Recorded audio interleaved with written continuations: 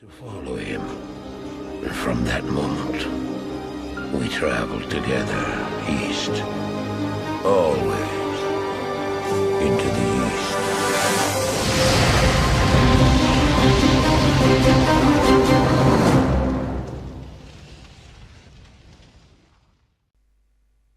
Assalamu alaikum YouTube, this is Oni Art and we're gonna talk about Diablo Immortal some more.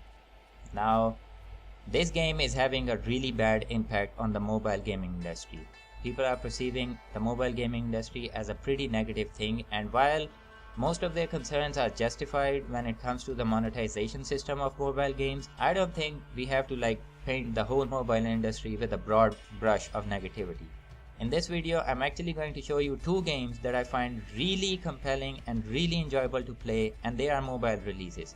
One of those games actually got ported to PC and consoles because it was so good, and actually got 2 DLC packs. How crazy is that? A mobile game getting a DLC pack.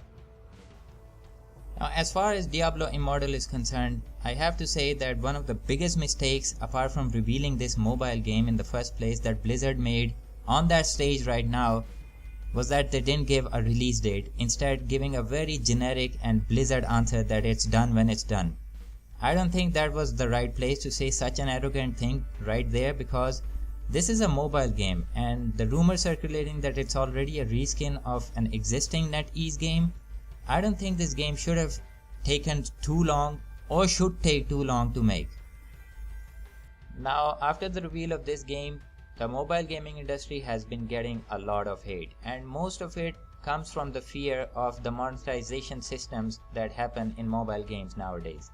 I personally hate any type of monetization system that mobiles have nowadays, because they have energy packs, gems, whatever stuff like that are basically paywalls. You can't play the game until you cross the threshold with either time, something that most of us don't have too much nowadays, or you can just fork over 99 cents and get to the next stage or the next area until you hit another paywall. So I think that fear is the main driving force behind the hate that Diablo Immortal is getting, because most of the people, including me, think that Diablo Immortal is gonna get monetized out of the wazoo. They're gonna have in-app purchases. Like I mentioned before in my previous videos, Diablo was the only IP that Blizzard had that wasn't making them a constant stream of revenue, and Diablo as a game is somewhat kind of ripe for it, with loot packs and gem packs, whatever. So now it's gonna make constant money for Blizzard, and that's the whole reason why Diablo Immortal exists. So here now I'm gonna give you examples of really good games that you can find on mobile and play right now, just to emphasize the point that there are good and bad games on mobile, so we shouldn't put all of our hate on the mobile gaming console. I don't do mobile gaming too much myself. Like I said, I only play very specific things and things that appeal to me on mobile, and usually what I play, it's usually a paid game, which is why one of the reason I think Diablo Immortal should be a paid game, because paid games on mobiles usually are really high quality. So with that said, let's just get into it. I think I mentioned I was gonna show 2 games in the start of this video, but I think I'm gonna show you 3 really good examples of games that I found on mobiles which are really good games, and I really think you should all check them out if you haven't already. Now, before I mention the first game, I have to say that nobody is paying me anything to say anything good about these games. Nobody is sponsoring me, obviously, because I'm a really small YouTuber, so nobody's gonna sponsor me anyway. And these games are a number of years old right now, some of them pretty old right now. So don't call me a mobile gaming industry shill, okay? That's all I'm saying. Now, the first game that I want to mention, a really good game on mobile, is called Questlord. I even did a review about it. This game is a classic old school first person RPG dungeon crawler that has both dungeon and open world areas. It's made by one guy. His name is Eric Kincaid, and you can find him on Twitter and I think a couple of other places. He's actually working on the second part of this game. This game came out a long time ago. Now, when you first look at this game, it's really simple. The graphics are really low and the game doesn't have any appeal to it. But once you get to start playing it, it's one of the best gaming experiences I've had on mobile. The controls are simple, you can find loot, you can find items, you have quests obviously, monsters, NPCs, everything that you want in a really good RPG game you can have here. And it's on mobile, and it's free right now on iOS and the Amazon store. I think it's paid on the Google Play, but this is one example of a really good game on mobile. So yeah, go check it out. Now the second game that I want to mention is quite similar to Questlord in that it's a first person RPG, but man, what an RPG experience it is. It's like having Skyrim in your pocket. Now obviously you can't have the depth of Skyrim, but you know what I'm saying. This game has classes, it has characters, it has NPCs, it has quests, it has an open world, a genuinely open world.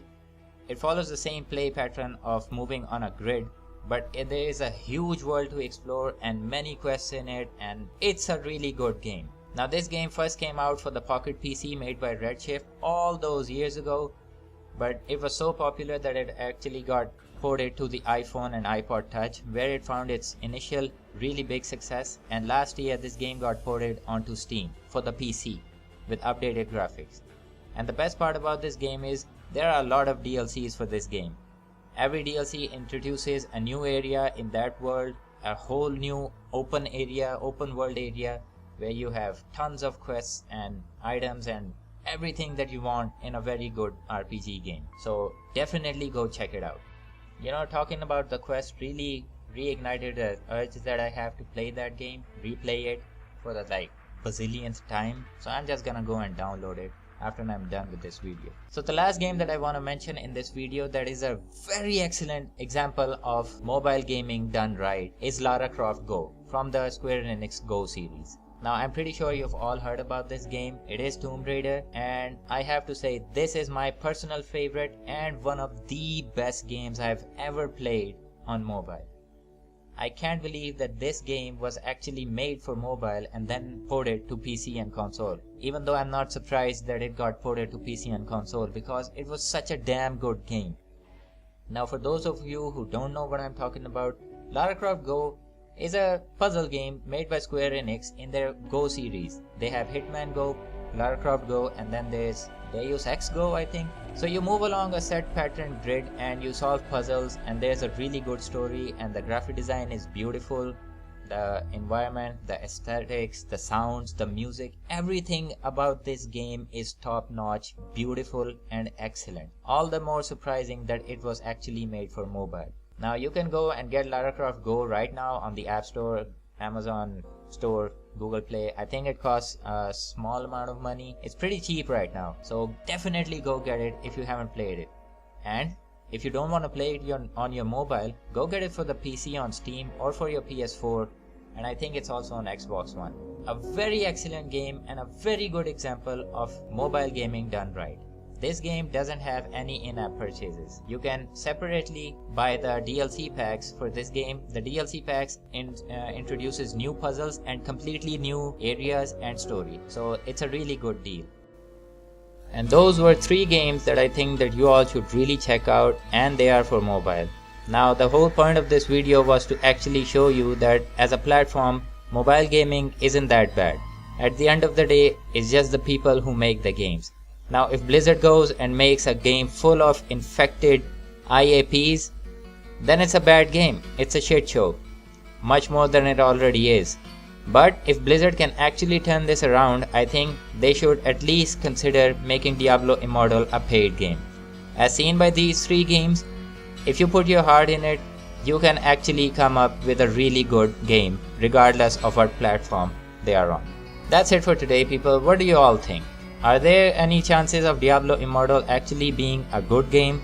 And are there any really good games on mobile that you guys have played that many people don't know about? Because I personally know there are a lot of gems hidden on the App Store and Google Play that never see the kinds of downloads that they deserve because it's always overshadowed by stuff like Candy Crush. So tell me that also in the comments down below. If you like this video, giving it a like.